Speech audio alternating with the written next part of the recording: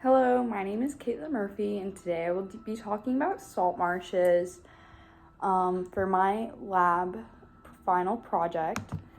Um, you can find them in places like North, Central, and South America. I know that probably a lot of people have seen them before if you're going to the beach, or more like an island in between the mainland and the island is typically some salt marshes. I know at least I live in Hilton Head, and that's where I find most of mine. Well, not most, that's where I see mine basically every day. You can also find it in Africa, in the Middle East, and Europe. Again, um, the in some is it can even be some rivers are kind of salt marshy if they meet the salt water and fresh water.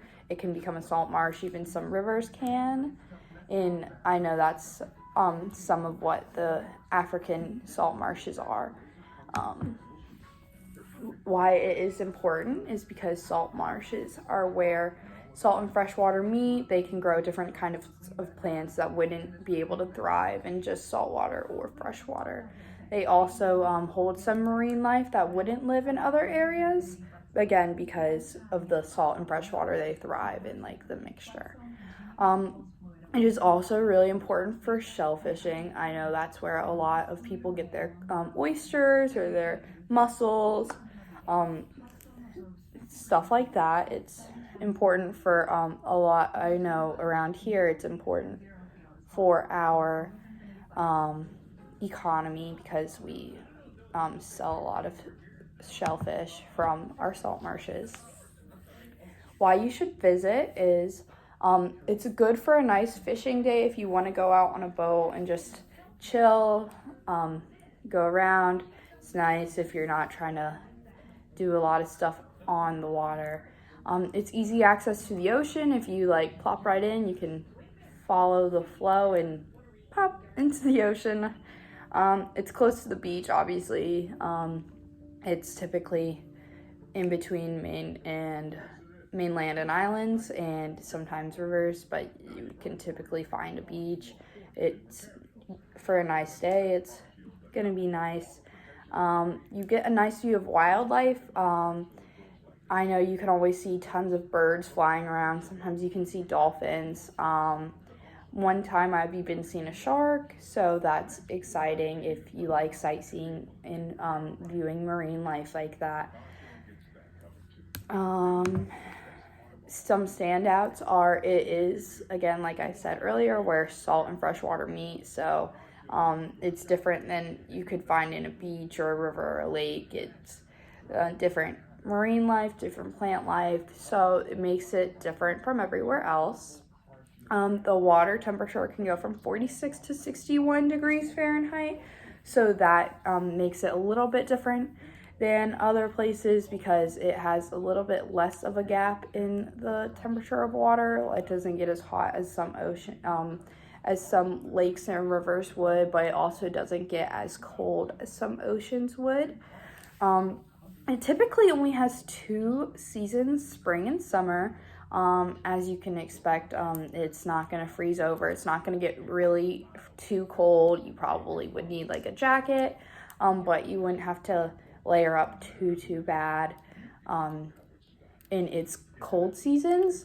The soil is made of mud, which is different from oceans and lakes because those are typically rock particles that have just been gravel weighed down into sand, but the soil is muddy and made of peat, which is plant matter. So the extra minerals from the plants make good nutrients, so plants really thrive in salt marshes, and that's good for that. Some threats, many of them face hurricanes. I know that we just went through one this year, last year, and for a major example is Katrina came out and wiped all of those marshes out and everything around New Orleans terribly. But I know we went through Matthew and Irma lately, but it's pretty bad in other areas too, but it just comes with living on the coast near oceans with bad storms. Other problems are like pollution. Just like any body of water, there is boats and stuff going on it. So it will leak out some gas and other oils. But another problem is I know that a lot of businesses around here build on the marshes because it's easy to get boats through and everything. So a lot of their wastes and chemicals go into the water, which is not good for the environment and the plant life or marine life in those areas, so that can be a problem. Another problem is overfishing. A lot of people like to just take their boats out on a weekend and just fish as much as they want, but the problem is most of the time they don't do a lot with all of the fish. They just use the stuff they need and the stuff they sell, and a lot of it ends up just going right out in the waste. So overfishing is really bad in those areas because they don't typically all get used for what they're needed for, and they're not being replenished at the rate they need to be. Some animals you can find, there's a ton of different types of crabs. You can have fiddler, great mud, and horseshoe crabs. I know a ton of people probably would go to the beach and they'd see horseshoe crabs laying around. Well, a lot of them live in marshes too. That's kind of where they like thrive and stuff. Because they can just settle on the bottom and not worry about some other stuff that they would in the ocean. There's some birds. I'm sure, like, if you've gone to a beach, you've seen some heron around, or a seaside sparrow. Those live in the marshes as well. They often thrive because the fish are really close to the surface, so they can just swoop down and get them. Others are things like white shrimp. I know people do fishing of those too, and water snakes. So there are some dangers of going into the water, so make sure you watch out for snakes.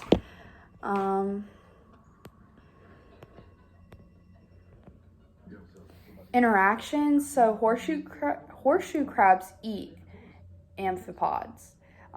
It's just the little parasites, little animals that aren't quite big enough for the naked eye, but that's what a lot of the crabs eat. These are some of the interactions. I'm sorry. Great blue heron obviously eat white shrimp and some of the other shellfish with kind of just the external shell without the hard shell. So they eat shrimp and stuff like that. And then fiddler crabs eat common periwinkles. Another thing is the herons will eat snakes and other animals like that, while the snakes typically eat the mice that are going around in the marshes. Next is the food chain. So at the bottom, we're going to have the grass and the amphipods and stuff like that. And then we're going to go up to more stuff like the shrimp and crabs and mussels and stuff like that. And some of the other bacteria that's a little bit bigger than the ones that you would typically think of, but not much, just eats the other bacteria below it. It doesn't eat much more than that. Then we're going to go to the fish, like the everyday fish you would see and think of. And then when we move up, we're going to get to the birds, the snakes, like the catfish. You'll find a lot of those in the upper levels. And the big giant mud crab, you will find that in the top layer as well, because they are eating other crabs and some fish. So that is all I have today on the salt marshes, and I hope you enjoyed, and I hope you learned a little bit more. Just think of next time you go and visit a beach, it would be a nice day to go plop a boat into the marsh and maybe do a little bit of fishing, as long as you're either eating it or returning it to the water. But I hope you have a nice day.